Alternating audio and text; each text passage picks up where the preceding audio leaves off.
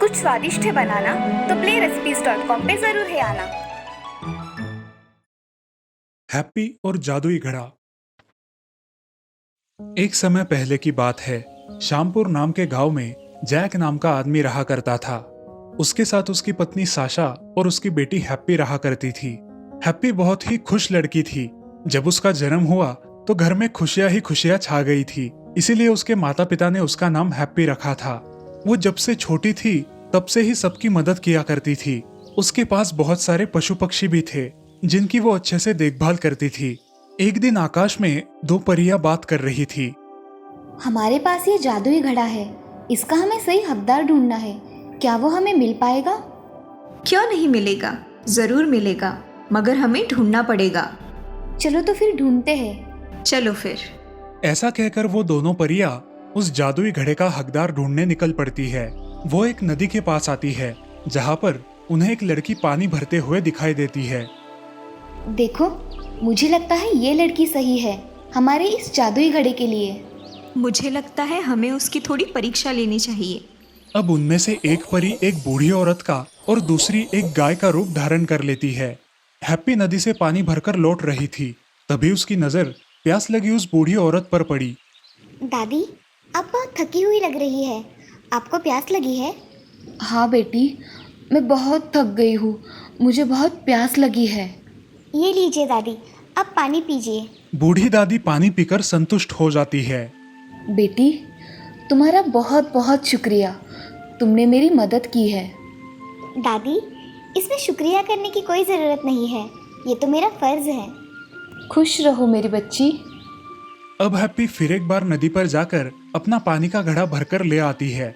आगे रास्ते में उसे एक गाय पानी की तलाश में तड़पती दिखाई देती है। क्या हुआ है इसे? अब मैं क्या करूं? इसे पानी कैसे पिलाऊं? हैप्पी एक जगह थोड़ा गड्ढा खोदकर उसमें बहुत सारे पेड़ के पत्ते डालती है और फिर उसमें ऊपर से थोड़ा पानी डालती है। अब गाय उस गड्ढे में गर्दन झुकाकर पानी पीती है। उसे पानी पीता देख हैप्पी बहुत खुश हो जाती है। अब हैप्पी फिर एक बार नदी पर जाकर अपना पानी का घड़ा भर लेती है। तभी वो दोनों परियां अपने मूल रूप में आ जाती है। ये बहुत ही नेकदिल और दयालु लड़की है।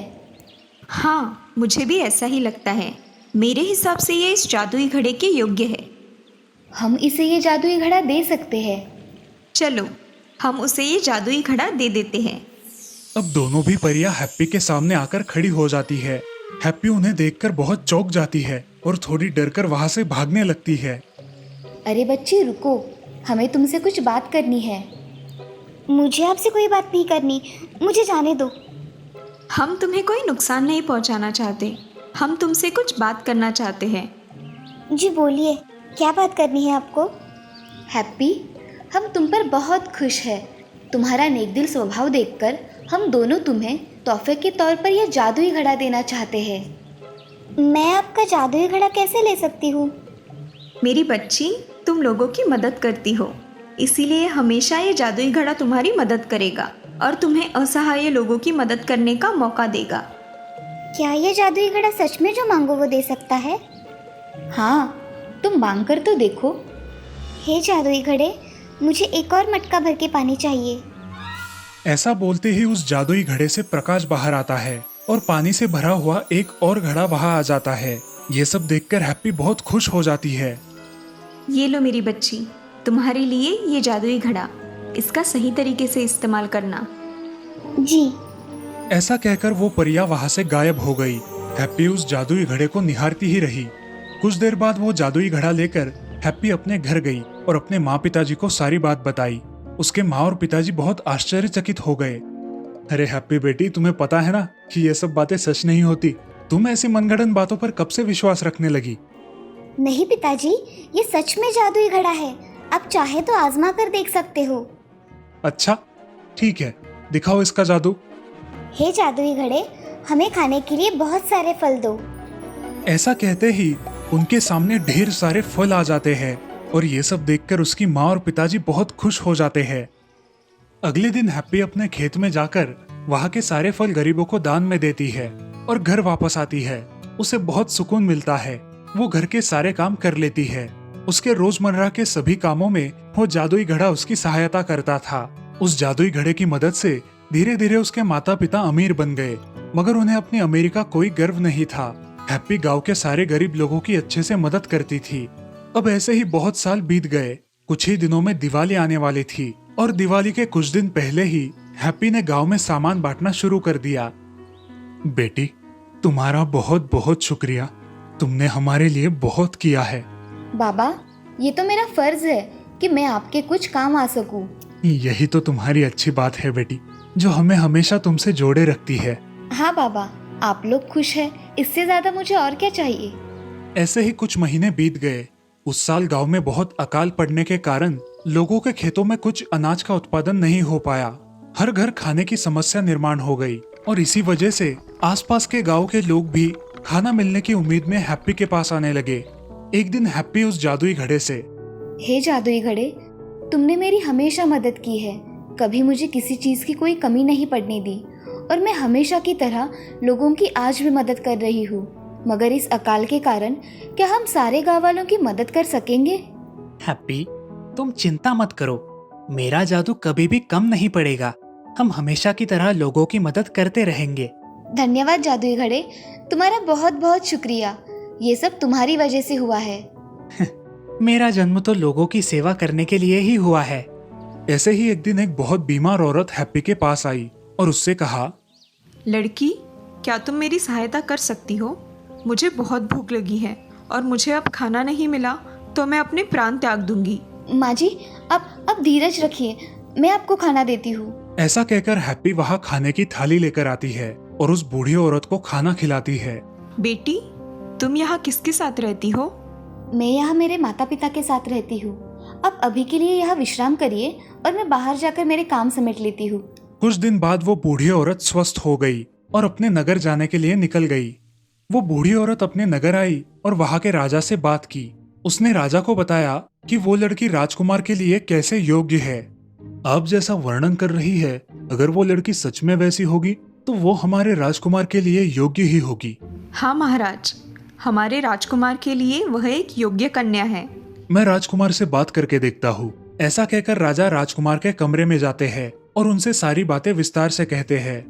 हमारे राज्य की एक बूढ़ी औरत पड़ोसी गांव में गई थी। वहां उनकी मुलाकात एक गुणवान लड़की से हुई। उन्होंने आपके लिए उस लड़की का सुझाव दिया है। पिताजी, मैं जब तक अपनी आंखों से नहीं देख लेता तब तक मैं किसी लड़की से शादी नहीं करूंगा। जैसा आप चाहे, मगर इस साल हमें इस राज्य की नववधू चाहिए।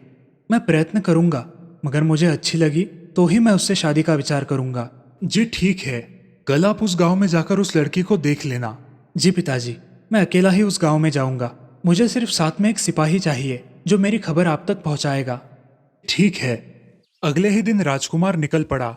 रास्ते से जाते जाते हर राज्य में जाकर वहां की प्रजा के हालचाल पूछने लगा। लेकिन जैसे ही वो हैप्पी के गांव शामपुर पहुंचा, उसे कुछ अलग ही महसूस हुआ। उसने इतना खुश गांव पहले कभी नहीं देखा था। उसने सोचा, सिपाही, मैं आज मेरा भेष बदल कर यहाँ जाऊंगा। मेरी पहचान किसी को मत बताना। जी राजकुमार, मैं नहीं बताऊंगा। अब राजकुमार एक जगह चला जाता है जहां बहुत सारे वृद्ध लोग बैठकर एक दूसरे से बातें कर रहे थे। हमारा गांव कितना भाग्यशाली है जो हमारे गांव में हैप्पी है। ये सुनकर राजकुमार के मन में हैप्पी के प्रति आदर निर्माण हो गया। ऐसे ही वो गांव में घूम रहा था, तभी उसकी नजर एक सुंदर लड़की पर गई जो कुछ लोगों में फल बांट रही थी। उसके चेहरे पर अलग ही चमक थी। उसे देखकर राजकुमार थोड़ी देर के लिए मंत्रमुग्ध हो गया। अब राजकुमार भी फल लेने के लिए कतार में खड़ा हो गया। जैसे ही राजकुमार की बारी आई, उसने फल लेने से इनकार कर दिया और कहा, मैं ये फल नहीं खा सकता क्योंकि मैंने मन्नत मांगी है। जब कोई सुंदर लड़की खुद व्रत रख के मुझे खाना पका कर खिलाए तभी मैं भोजन करूंगा। तो फिर आप खाना कैसे खाएंगे? अगर आपको ऐसा लगता है कि मैं खाना खाऊं तो आपको मेरे लिए व्रत रखना पड़ेगा। मैं 4 दिनों से भूखा हूँ। ये सब सुनकर हैप्पी को बहुत बुरा लगा। वो राजकुमार को अपने घर ले आई और उस दिन उसने खुद व्रत रखकर राजकुमार को खाना खिलाया। उसका ये स्वभाव देखकर राजकुमार बहुत खुश हो गया और उसने हैप्पी को अपने बारे में बताया। मैं आपको यहाँ देखने आया था। मैंने आपके बारे में बहुत सुना था। आप कौन है? मैंने आपको पहचाना नहीं। मैं इस राज्य का राजकुमार हूँ। मैं अपने लिए राजकुमारी ढूंढने आया था। मुझे आप बहुत पसंद आई हो। क्या आप मुझसे विवाह करना चाहोगी? जी हाँ, मैं आपसे विवाह करने के लिए तैयार हूँ। तो मैं चलता हूँ। अब राज दरबार में मिलेंगे। ऐसा कहकर राजकुमार अपने सैनिक के साथ शादी की तैयारियां करने अपने राज्य के लिए निकल पड़ा। इधर हैप्पी के माता पिता ये खबर सुनकर बहुत खुश हो गए। कुछ दिनों बाद राजकुमार और हैप्पी का विवाह संपन्न हुआ और उस जादुई घड़े की मदद से वो पूरा राज्य समृद्ध हो गया। 3 बहनें। सुंदरपुर नाम के गांव में एक श्याम नाम का दर्जी रहा करता था। उसके परिवार में उसकी पत्नी शीला, 3 बेटियां सीमा, सेजल और सिद्धि रहा करते थे। अब कुछ दिनों में उनके यहाँ उन तीनों बहनों का भाई आ गया था। उसका नाम श्याम और शीला ने राजू रखा। वो घर में सबसे छोटा होने के कारण घर में सभी का लाडला था। उसकी हर जरूरत जल्द पूरी हो जाती थी। उसकी बहनें उसका बहुत ख्याल रखती थी। अब वो बड़ा होने लगा था। उसे सीमा सिखाया करती थी। सेजल और सिद्धि उसे खाना खिलाती और उसकी देखभाल किया करती थी। अब कुछ दिनों बाद जब राजू थोड़ा बड़ा हो गया तब शीला अपने पति के साथ दुकान में जाकर काम करने लगी। ये सब देखकर सीमा एक दिन शीला से, माँ, अब तुम हर रोज दुकान जाओगी? हाँ बेटी, मुझे तो जाना ही पड़ेगा, नहीं तो हमारे घर का गुजारा कैसे होगा। माँ, तुम जाओ दुकान, हम यहाँ राजू का अच्छे से ख्याल रखेंगे। मैं दुकान जा रही हूँ, ठीक है? बस तुम तीनों झगड़ा मत करना। जी माँ। ऐसा कहकर सीमा दुकान में चली जाती है। अब दुकान जाकर शीला अपने पति श्याम के साथ कपड़े सिलने का काम करने लगती है। तभी श्याम शीला से, शीला, तुमने इतनी जल्दी दुकान में आना क्यों शुरू कर दिया? हमारे बच्चे अभी छोटे हैं, तुम्हें उन पर ध्यान देना चाहिए। आपकी बात सच है, मगर आपका दिन ब दिन बढ़ता हुआ काम देखकर अब मैं शांत घर पर नहीं बैठ सकती, इसीलिए राजू को सीमा के हवाले करके मैं यहाँ आ गई। अच्छा ठीक है। अब शीला और श्याम मिलकर दुकान में कपड़े सिलने का काम करते हैं। काम हो जाने के बाद दोनों घर जाने के लिए निकलते हैं। अब दोनों रास्ते में बच्चों के लिए कुछ खाने के लिए मिठाइयाँ खरीदते हैं। घर पर पहुँचते ही बच्चे उनके हाथ में मिठाइयाँ देखकर बहुत खुश हो जाते हैं और राजू श्याम से, पिताजी, ये मिठाइयाँ आपने मेरे लिए लाई है? हाँ हाँ, मैंने सबके लिए अलग अलग मिठाइयाँ लाई है। अब श्याम सभी बच्चों को लेकर बैठ जाता है और शीला खाना बनाने के लिए निकल जाती है। सब बच्चे अपनी मनपसंद चीजें मिलने की वजह से बहुत खुश थे। कुछ देर बाद सब खाना खाकर सो जाते हैं। हम कितने खुशनसीब है ना, हमारी लड़कियाँ इतनी समझदार है। हाँ शीला, तुम सच कह रही हो। हम बहुत खुशनसीब है कि हमें ऐसी जिम्मेदार बेटियां मिली है। मेरे दुकान आने के बाद तीनों मिलकर घर का और राजू का पूरा ख्याल रखती है। हाँ, ये बात तो तुमने बिल्कुल सच कही है। चलो अब सो जाते हैं, सुबह उठकर जल्दी दुकान भी तो जाना है। जी। ऐसा कहकर श्याम और शीला सो जाते हैं। अब अगले दिन हमेशा की तरह श्याम जल्दी उठकर दुकान में चला जाता है और काम करने बैठ जाता है। तभी थोड़ी देर में शीला भी दुकान आ जाती है। दोनों के दुकान जाने के बाद सीमा हमेशा घर की सारी जिम्मेदारियां संभाल लेती थी। ऐसे ही कुछ साल बीत जाते हैं। राजू दिन ब दिन आलसी हो गया था। वो मस्त आराम से खा पी कर सो जाता था। उसे अपनी जिम्मेदारियों का जरा भी एहसास नहीं था। कुछ दिनों बाद राजू के तीनों बहनों का विवाह हो जाता है और अब तीनों बहनें अपने अपने ससुराल चली जाती है। अब उस घर में राजू और उसकी माँ शीला और श्याम वह तीनों ही रहते थे। अब राजू के सारे काम कोई नहीं करता था। अब एक दिन श्याम राजू से बोलता है, राजू, अब तुम ऐसे कितने दिन घर पे बैठे रहोगे? कुछ काम धंधा शुरू करो, नहीं तो मेरे साथ दुकान पर सिलाई का काम करो। पिताजी, मुझे वो सिलाई का काम नहीं आता और मैं ऐसे कोई सिलाई विलाई का काम नहीं करने वाला। ठीक है, तुम्हें जो लगे वो करो, मगर इतना जान लो, अब हम भी थक गए हैं। हम तुम्हें जिंदगी भर का साथ नहीं देने वाले। हाँ हाँ, मैं कर लूँगा कुछ ना कुछ। आप अपना काम करिए, मुझे मत सिखाइए। चलो शीला, अब हम आराम करते हैं। इसको जो करना है वो ये करेगा। अब श्याम और शीला वहाँ से चले जाते हैं। उन दोनों को एक दिन उनकी बड़ी बेटी सीमा मिलने आती है। तब उनके माता पिता उसे देखकर बहुत खुश हो जाते हैं। शीला अपने बेटी को राजू के बर्ताव के बारे में सारी बातें बताती है। ये सब सुनकर सीमा अपने माँ पिताजी से, माँ, पिताजी, आप दोनों ने बहुत मेहनत की है। अब आपको बाहर किसी तीर्थ पर जाना चाहिए और अपना थोड़ा समय व्यतीत करना चाहिए, जिससे आपके मन को शांति मिल सके और राजू को अपनी गलतियों का एहसास हो सके। हाँ बेटी, तुम सही कह रही हो। हम ऐसा ही करेंगे। ऐसा सोचकर श्याम और शीला कुछ दिनों के लिए तीर्थ यात्रा पर निकल जाते हैं। और ये बात घर में सीमा के अलावा और किसी को पता नहीं थी। इसलिए अब राजू थोड़ा टेंशन में आ गया था कि अब उसका सारा काम कौन करेगा। तभी वह बाहर जाकर आंगन में बैठ जाता है। उसे रास्ते से एक पूरा परिवार जाते हुए दिखाई देता है। तभी उसके मन में, मेरा भी ऐसा ही भरा हुआ परिवार है, मगर अब मेरे माँ और पिताजी कहाँ चले गए मुझे ही पता नहीं। तभी उस राह चलते लोगों में एक बड़ा लड़का अपने पिताजी के थक जाने के कारण उनके हाथ का बोझ उठा लेता है और उनको सिर्फ चलने के लिए कहता है। ये देख राजू को अपने पिताजी की बातें याद आती है और उसकी आंखें भर आती है। उसको लगता है कि उसने अपने माँ पिताजी के साथ कितना गलत व्यवहार किया है। मैं बहुत बुरा लड़का हूँ। मैंने मेरे माँ बाप के साथ कितना गलत व्यवहार किया है। अब मेरे माँ बाप जब भी घर वापस आएंगे तब मैं उनको ढेर सारी खुशियाँ दूंगा, उनकी सारी बातें मानूंगा और उन्हें हमेशा खुश रखने का प्रयास करूंगा। राजू ऐसा सोच ही रहा था कि उसके माता पिता उसे घर आते हुए दिखाई देते हैं। उनको घर आते देख राजू दौड़कर उनके पास जाकर उन्हें गले लगा लेता है। माँ, पिताजी, मैंने आपके साथ बहुत बुरा बर्ताव किया है। आपने मेरे भले के लिए बोला था और मैं आपको गलत समझकर आपको ही दोष देता रहा। अब मुझे समझ में आ गया है कि मैं कितनी बड़ी गलतफहमी में जी रहा था। मुझे आप दोनों माफ कर दीजिए। मैं आज से दुकान में जाकर कपड़े सिलाने का काम सीखूंगा और घर की सारी जिम्मेदारियां भी संभालूंगा। आज से आप दोनों बस घर पर आराम कीजिए। मैं आपको कभी भी शिकायत का मौका नहीं दूंगा। राजू में आए इस बदलाव को देख श्याम और शीला की आंखें भर आती है। बेटा, तुम्हें तुम्हारे गलती का एहसास हुआ, यही बहुत बड़ी बात है। अब हमें और कुछ नहीं चाहिए। राजू, आज पहली बार तुम्हें अपनी जिम्मेदारियों का एहसास हुआ है और ये सब मेरी बच्ची की वजह से हुआ है। मेरी बेटी ने तीर्थ जाने की कल्पना ना दी होती तो शायद तुम्हारी आंखें कभी नहीं खुलती। अब हमें बहुत खुशी है कि तुम्हें क्या करना चाहिए, ये बात जल्दी समझ आ गई। माँ की बातें सुनकर राजू की आंखें भर आती है और राजू फिर से अपने माँ पिताजी की माफी मांग लेता है।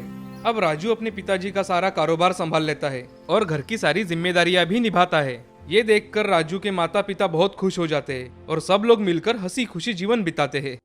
जादुई सैनिटाइजर।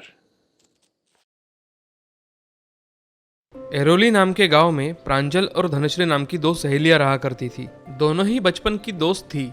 दोनों के घर के हालात सामान्य थे। प्रांजल और धनश्री को अपने घर के हालातों के बारे में बखूबी पता था, इसलिए दोनों लड़कियां बहुत मेहनत करती थी। दोनों भी पढ़ाई में अव्वल गुणों से पास होती थी। वो अपने अपने घरों में अपने माता पिता का काम में हाथ बटाती थी। उसके साथ साथ कॉलेज भी जाती थी। ऐसे ही एक दिन कॉलेज से लौटते समय दोनों एक जगह बैठकर बातें कर रही थी। धनश्री, अब ये हमारा कॉलेज का आखिरी साल है। हमें बहुत मेहनत करनी पड़ेगी, तभी हमें किसी कंपनी में अच्छा जॉब मिलेगा। हाँ प्रांजल, हम दोनों मिलकर बहुत मेहनत करेंगे और जब हमें अच्छी जॉब मिलेगी तब हमारे घर के हालातों को जल्दी बदल सकेंगे। हाँ, चलो, अब बहुत देर हो चुकी है। घर वाले हमारे आने का इंतजार कर रहे होंगे। ऐसे कहकर दोनों अपने अपने घर चली जाती है। दिन बीत जाते हैं और दोनों ही अपनी फाइनल ईयर की परीक्षा में अव्वल आती है। उन्हें कॉलेज में भी सम्मानित किया जाता है। उनके घर वाले भी उन दोनों की बहुत प्रशंसा करते हैं। अब प्रांजल और धनश्री को एक ही कंपनी में जॉब मिल जाती है। दोनों बड़ी ही खुश होती है। अरे प्रांजल, देखो ना, हमें हमारी मेहनत का फल मिल गया। हमें अच्छा जॉब भी मिला और दोनों को एक ही कंपनी भी। अभी हम हमारे घर वालों को पूरा सपोर्ट कर सकते हैं। हाँ बिल्कुल, कितना मजा आएगा ना सब साथ साथ करने में। अब दोनों सुबह जल्दी उठकर घर का सारा काम करके रोज ऑफिस जाती थी। उनके सपने वो अपनी मेहनत से पूरी कर रही थी और जीवन का आनंद भी ले रही थी। सही मायनों में वो अपनी जिंदगी को अपने तौर तरीकों के साथ जी रही थी। सब कुछ अच्छा चल रहा होता है, तभी अचानक पूरे देश में एक महामारी आ जाती है और गवर्नमेंट उस महामारी को रोकने के लिए कुछ महीनों के लिए सारी कंपनियां और सारे कारोबार बंद कर देती है। लोगों का घर से बाहर निकलना भी मुश्किल हो जाता है। लोगों में वो महामारी ना बढ़े इसलिए गवर्नमेंट ने मास्क और सैनिटाइजर का उपयोग करने का आदेश दिए थे। ऐसे में दोनों बड़ी चिंता में पड़ जाती है और एक दूसरे से बात करने के लिए प्रांजल धनश्री के घर चली जाती है। आओ प्रांजल, 1 मिनट जरा रुको, ये सैनिटाइजर लगा लो। आजकल बाबा बड़ा ध्यान रखना पड़ता है। कुछ हो ना हो लेकिन ये सैनिटाइजर सबसे पहले लगाना पड़ता है। अरे हाँ, जहाँ देखो वहाँ सैनिटाइजर का यूज़ करना पड़ रहा है। हम तो हमारा घर भी दिन में एक बार पूरा सैनिटाइज करते हैं। घर के राशन से ज़्यादा पैसे तो इस सैनिटाइजर पे खर्च हो रहे हैं। बिल्कुल सही कह रही हो। अब इस महामारी से बचना है तो हमें ये सब करना ही पड़ेगा। लेकिन धनश्री, मुझे तो बड़ी चिंता हो रही है। ये महामारी अगर ऐसे ही बढ़ती रही तो हम कब तक हमारे घर चला पाएंगे? जब तक हमारे पास अपनी कुछ सेविंग है तब तक ठीक है। अभी हम ऐसे ही हाथों पर हाथ लिए बैठे रहे तो कुछ ठीक नहीं होगा। हमें इस समस्या का कुछ ना कुछ उपाय तो ढूंढना ही पड़ेगा ताकि हम घर बैठकर भी कुछ ना कुछ कमा सके। अरे हाँ, मैं भी यही सब सोच रही थी, लेकिन हम कर भी क्या सकते हैं? इस टाइम में तो सिर्फ मेडिकल शॉप और खाने पीने की कुछ दुकानें शुरू हैं। इसके अलावा तो सब बंद ही है। दोनों बिना कुछ बोले सोचते हुए शांत बैठ जाती है और अचानक प्रांजल को एक कल्पना आती है। वो अचानक से बोल उठती है, अरे धनश्री, बगल में छुरा और गांव में ढिंडोरा, ऐसी हालात हुए हैं अपने। हम दोनों ने केमिकल से अपनी डिग्री की है और हम बिना मतलब के टेंशन लिए जा रहे हैं। अरे अभी तो हम बात कर रहे थे कि सैनिटाइज़र पे हमारा कितना खर्च हो रहा है। मतलब जितना हम लोग कर रहे हैं उतना ही खर्च देश के सब लोग कर रहे होंगे। हम दोनों को तो सैनिटाइज़र बनाना आता ही है, तो क्यों ना हम ही सैनिटाइज़र बनाकर लोगों को सस्ते में बेचें। लोगों को सस्ता सैनिटाइज़र भी मिल जाएगा और हमें कमाई का नया जरिया भी। अरे हाँ प्रांजल, बिल्कुल सही। मैंने तो ये कभी सोचा ही नहीं। देखा मेरे दिमाग का कमाल। रोज मेरे पास आकर कुछ ना कुछ काम किया कर, तू भी एक दिन मेरे जैसे हो जाएगी। हाँ हाँ, चल बढ़िया ही दिमाग वाली। अब ये बता, ये सब करेंगे कैसे? आइडिया तो बहुत अच्छा है, लेकिन ये सब करना तो पड़ेगा। अरे हाँ यार, हमें कोई ऐसा व्यक्ति चाहिए जो हमें सैनिटाइजर बनाने के लिए जो सामग्री लगती है वो लाकर दे सके। अरे हमारे पड़ोस में एक वामन नाम का लड़का रहता है जो फार्मा कंपनी में है। शायद वो हमारी कुछ मदद कर सके। हमें उससे बात करनी चाहिए। अरे फिर देर किस बात की, अभी लगाओ उसे फ़ोन। धनश्री वामन को फोन लगाकर उसे उनकी कल्पना के बारे में बताती है। वामन भी उन्हें सहायता करने के लिए तैयार हो जाता है। दोनों अपने पास की बची हुई सारी सेविंग्स निकालकर वामन को दे देती है। लेकिन उन दोनों को ये पता नहीं था कि वामन बड़ा ही लालची किस्म का इंसान है। वामन सारे पैसे लेकर कंपनी में जाता है और सोचता है, अगर मैं इन्हें सामान नहीं लेकर दूंगा तो ये कुछ नहीं बना पाएंगी। यही मौका है इनसे पैसे ऐंठने का, और उन्हें तो मुझे चुपचाप देना ही पड़ेगा। तभी वामन धनश्री को फोन करता है। देखो, मैं तुम्हें लगने वाली सारी सामग्री लाकर तो दूंगा, लेकिन मुझे भी तुम्हारे मुनाफे में समान हिस्सा चाहिए। मंजूर है तो बोलो, नहीं तो कौन इतना काम करते बैठेगा। धनश्री ये सब बात प्रांजल को बताती है। उन दोनों के पास और कोई दूसरा ऑप्शन नहीं था। दोनों सोचकर वामन को फिर से फोन करती है। अच्छा ठीक है, हम तुम्हें समान नहीं लेकिन मुनाफे में से चौथा हिस्सा देंगे। मंजूर है तो बोलो। बिना कुछ झंझट के पैसे आ रहे हैं तो क्या फर्क पड़ता है। नहीं मेरा कुछ पैसा लग रहा है इनके धंधे में। अच्छा ठीक है, तुम्हारे लिए बस। हाँ, दूसरा कोई होता तो मैं ये काम बिल्कुल भी नहीं करता। अब वामन उन्हें सारा सामान ला कर देता है। दूसरे ही दिन प्रांजल और धनश्री मिलकर एक अच्छा सैनिटाइजर बनाते हैं और उसे लैब में टेस्टिंग के लिए भेज देते हैं, और लैब से भी उन्हें उनका सैनिटाइजर बेचने की मंजूरी मिल जाती है। अब दोनों मिलकर उस सैनिटाइजर को छोटी छोटी बोतलों में भर देती है और चौराहे पर अपना सैनिटाइजर का शॉप लगा लेती है। उनका सैनिटाइजर बाकी सैनिटाइजर से सस्ता होने के कारण बहुत जल्दी बिक जाता है और उन्हें अच्छे खासे पैसे आ जाते हैं। ये सब वामन देखता है और सोचता है, क्यों ना मैं इनका धंधा ही हड़प लूं।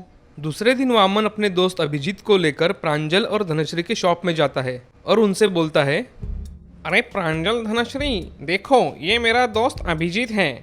इसे दूसरे शहर में बेचने के लिए बहुत सारा सैनिटाइजर चाहिए। क्या आप दोनों इतना सैनिटाइजर का सप्लाई कर पाओगी? हाँ, क्यों नहीं। आपको जितना चाहिए उतना सैनिटाइजर बना के देंगे। आप कल आ जाना। बड़ी ऑर्डर देख प्रांजल और धनश्री अपने पास के सारे पैसे वामन को सामग्री के लिए दे देती है और बनाया हुआ सैनिटाइजर शॉप में लाकर रख देती है। उसी रात अभिजीत और वामन उनके शॉप में जाकर सैनिटाइजर और सामग्री के लिए दिए पैसे लेकर गायब हो जाते हैं। दूसरे दिन जब धनश्री और प्रांजल दुकान में जाती है तो देखती है उनका सारा बनाया हुआ सैनिटाइजर और सामग्री चोरी हो गई है। वो वामन को फोन लगाती है। वामन का भी फोन बंद आता है। दोनों वहाँ बैठकर रोने लगती है। तभी वहाँ एक जीन आता है और उनसे बोलता है, क्या हुआ मेरी बच्चियों, क्यों रो रही हो? दोनों खड़ी होकर जीन को सारी घटना विस्तार से बताती है और रोने लगती है। रोना बंद करो मेरी प्यारी बच्चियों। ये लो, ये एक जादुई सैनिटाइजर की बोतल है। इसका सैनिटाइजर कभी खत्म नहीं होगा। तुम जितना चाहे इस बोतल से सैनिटाइजर बना सकती हो। ऐसे कहकर जिन गायब हो जाता है। अब दोनों मिलकर उस जादुई सैनिटाइजर की बोतल से ढेर सारी बोतलें भर देते हैं और पहले से बहुत पैसे कमाती है। और अब दोनों पुलिस स्टेशन जाकर वामन और अभिजीत की कंप्लेंट करती है। जल्द ही पुलिस उन दोनों को ढूंढ लेती है और पूरे शहर में उन्हें गधे पे बिठाकर घुमाते हैं और उन्हें जेल में डाल देते हैं। इस तरह प्रांजल और धनश्री उस जादुई सैनिटाइजर की मदद से बहुत अच्छी कमाई करने लगी और उन्होंने गांव वालों के लिए भी बहुत सस्ते में सैनिटाइजर उपलब्ध करवा दिया। बाद में अच्छे पैसे आने के बाद उन्होंने महामारी में फंसे लोगों को राशन तथा हर आवश्यक चीज उपलब्ध करवाई। गवर्नमेंट ने भी महामारी में उनके द्वारा किए गए इस समाज कार्य के लिए उन्हें सम्मानित किया गया।